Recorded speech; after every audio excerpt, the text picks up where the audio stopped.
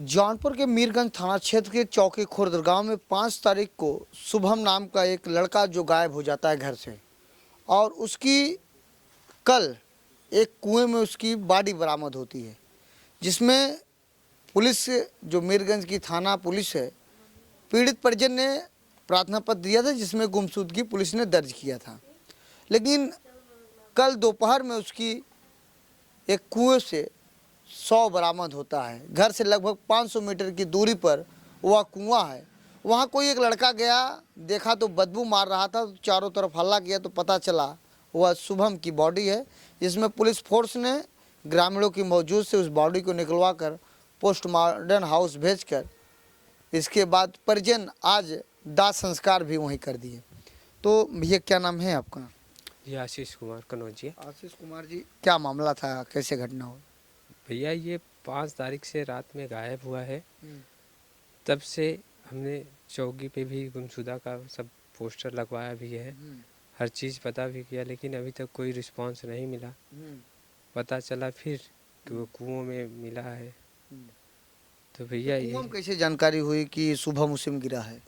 ये जैसे कि सिंचाई की समय चल रहा है, तो कोई न पास सिंचाई के लिए जाते हैं, तो इसी के बहाने कोई बच्चा गया था तो उसको ऐसा महसूस हुआ स्मेल की तरह, तो वो बताया 2-3 से, इसी प्रकार से ऐसा महसूस हुआ कि काफ़ी दिन से हम लोग भी खोज रहे थे, तो इसी की वजह से जल्दी से पहुंचा गया। किसी तो के ऊपर आपको शक के शुभम से कभी कहा सुनी, या कोई ऐसा क्या आपको लग रहा है कि शुभम खुद जाकर वहां गिरा, कि या उसको कोई मारकर उसमें फेंक दिए, या वो या अपने आप जाके खुदकुशी कर लिया?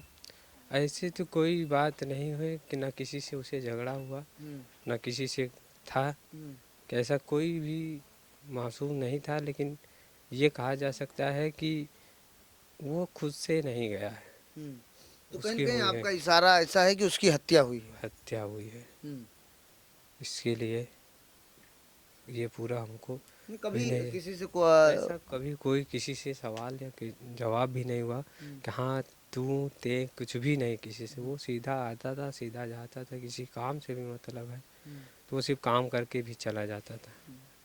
शुभम क्या काम कर कुछ करते थे कि नहीं? वो सब किसानी करते थे, सब खेती। हम दोनों भाई छोटे थे परिवार से, तो हम ही दोनों इस समय सब खेती बाड़ी सब चीज़ वही देख रहे हैं। पढ़ाई? पढ़ाई तो नहीं कर रहे थे, वो छोड़ दिए थे, 10 तक पास हुए, इसके बाद फिर छोड़ दिए। फिर वही खेती की बाड़ी की काम करते थे। 2 भाई उनके बाहर, पापा भी बाहर थे, वो मम्मी और वो दोनों यहीं घर पे रहते थे, किसानी करते थे। तो आपको लगता है कि उसकी हत्या हुई है? हत्या हुई है, अब यही तो लगता है, क्योंकि हमें तो पूरी तरह से भी ये भी नहीं कभी पता शुभम है। कोई बात बताया हो कि भैया मैं बहुत परेशान हूँ, मेरे जीवन में है? ऐसा कभी कोई वो कुछ कहा ही नहीं होता, नहीं तो ये दिन नहीं आता हम लोग को देखने के लिए। अगर वो कुछ भी कहा होता कि हाँ भैया हम लोग परेशान हैं, हमें कोई टॉर्चर कर रहा है, तो ऐसा कभी कोई क्वेश्चन ही नहीं उठा। तो कल जब बॉडी आप लोगों को मिली तो पुलिस को सूचना कौन दी? हम ग्रामीण वाले ने ही दिया, क्योंकि हम भी बॉडी नहीं थे, जब निकली तो हम पता भी नहीं चला? थे। हम तो कम से कम 3:30-5 बजे इलाहाबाद से आए हैं, तो हमें पता चला। लेकिन बॉडी पूरी फूक गई थी? बॉडी एकदम फूक के एकदम भस्म हो गई थी। कहीं जिससे चोट वोट का निशान दिख रहा था? हम बॉडी को नहीं देख पाए। नहीं देख पाए? नहीं, हम हम गए भी नहीं? हम 5 बजे इलाहाबाद से यहाँ आए तो वो चले गए? गाड़ी से लेके चले गए थे सब चीज़। जी। क्या नाम है आपका? प्रियंका। क्या लगती हैं शुभम की? मैं इसकी बहन हूँ। तो प्रियंका जी, शुभम से कभी कोई बात आपको बताया हो कि? नहीं, सुबह मुझसे कोई बात नहीं बताया, और न वो अपना बात किसी से कहता, न कभी परेशानी ऐसा दिखा कि हम लोग जान पाए कि वो परेशान है। तो बॉडी तो कुआं में मिली है, आप लोगों को क्या लगता है शुभम आत्महत्या किया है? नहीं, ऐसा नहीं हो सकता, क्योंकि मेरा भाई ऐसा नहीं कर सकता। वो इतना कठोर दिल का नहीं था, इतना ऐसा काम कर ही नहीं सकता। नहीं, अगर मान लीजिए यहाँ से वो गया कैसे, फिर वो वहाँ गिरा कैसे? ये तो एक बात तो हो रही ना, अगर किसी दुश्मनी नहीं तो? बात हम लोग को नहीं पता कैसे हो, रात में वहाँ पहुँच गए।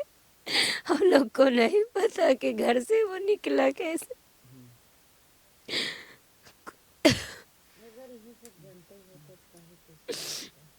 गांव में शादी थी, मम्मी को बैठाकर रात में वहीं छोड़ के आया। शाम को 6 बजे उसके बाद कहाँ गया, घर पे कोई नहीं था। कैसे पता कि वो कब और कैसे गया। कभी ऐसी कोई बात नहीं थी? नहीं, हम लोग को तो नहीं मालूम। जब किसी से विवाद नहीं था तो उसकी हत्या कैसे होगी? तब तो आत्महत्या ही किया हो। अब हमें इस सब के बारे में नहीं मालूम। क्या कह रही हैं आप? पूछे रानी पड़ोसे सब कहन केव ना देखे बा, हम्म सब जनी कहन केव ना देखे बा कहाँ गए। हम्म तब हम आए तब पूछे मेरे पड़ोसी यही कहा बहनी शुभम कहाँ सझवा के गए बहनी, तब से ना ही आए। तब गए और रानी पड़ोसे सबसे पूछे तब कहें कि शुभम तोहार ना ही हैं। तब कुछ लड़कियाँ तब हमार जेठऊ हमें बिगड़े लागे तब काही गई रहे। तब हम कहा कि भैया तो हमें पहुँचाए रहन हंसी खुशी से, ही होता ना रहा कि नाराज रहन। कहन मम्मी उन्होंने कहा था चल तो के पहुँचाए दी। तब हम पहुँचाए के आयन हैं। तब भैया कहाँ चल गए। तब सब हेर लागन गौआ जुट के।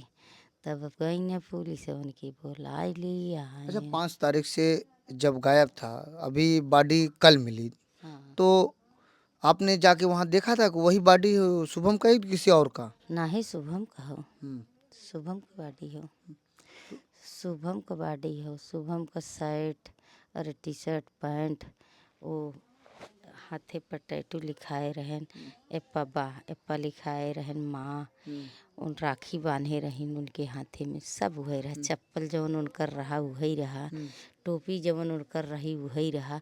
कैसे दूसरे की बाडी हुई जाई? जैसे आप ये जो कह रही हैं कि अगर अपने आप वो आत्महत्या किया तो चप्पल निकल जाता, टोपी निकल जाता, बिल्कुल वो चोट भी कहीं गिरता तो चोट भी लगता, चोट भी लगता। तो लेकिन चप्पल ओ माँ इनारे में न मशीन बैठाई बा, पंखा और 10-10 फीट के 2 ठे करी लगी है उमा।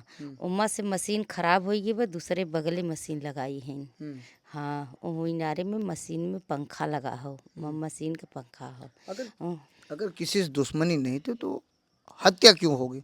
अगर हमें तो मालूम ना बा दुश्मनी केहू के, अगर भैया का कोई दुश्मन रहा होई तो भैया ही जानत हुई हैं।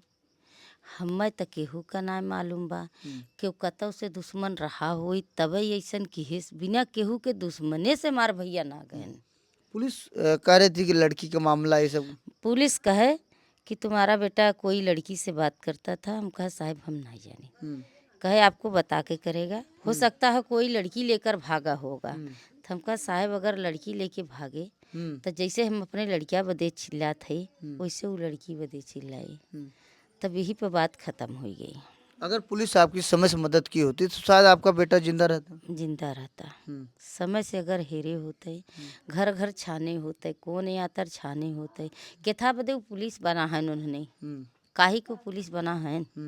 अगर उनने चाहत जब इतनी कार्रवाई उनने करे चाहत रहा ना, उनने घेरे खोजे चाहत रहा, सरकार उनने को रुपया केथा बदे देता। उनने सरकार कहा था खाली घरे बैठ के कानून बतावा। तो साफ तौर से कहना है कि आपके बेटे की हत्या हुई है। हाँ, हमारे बेटे की हत्या हुआ। तो यह उनकी माँ है, इन्होंने आरोप लगाते हुए कहा कि इनकी बेटे की हत्या हुई है। ये शुभम की माँ का गंभीर आरोप है, अगर मेरा बेटा आत्महत्या किया होता तो अगर वो पानी में कूदा होता तो टोपी निकल जाती, चप्पल निकल जाता। वो जैसे ही बाहर निकाला गया सब लगा हुआ था। वहीं मीरगंज पुलिस से मेरी बातचीत हुई तो उन्होंने बताया कि इस घटना की गंभीरतापूर्वक एक एक पहलुओं पर जांच की जा रही है। बहुत जल्द इस घटना का खुलासा किया जाएगा। अभी शुभम की पोस्टमार्टम में बॉडी भेजा गया है, परिजन को वहां सौंप दिया जाएगा। उसके बाद परिजन की तरफ से बताया गया कि शुभम का जौनपुर में ही दाह संस्कार कर दिया गया है। लेकिन एक माँ अपने बेटे को कैसे भूल सकती है?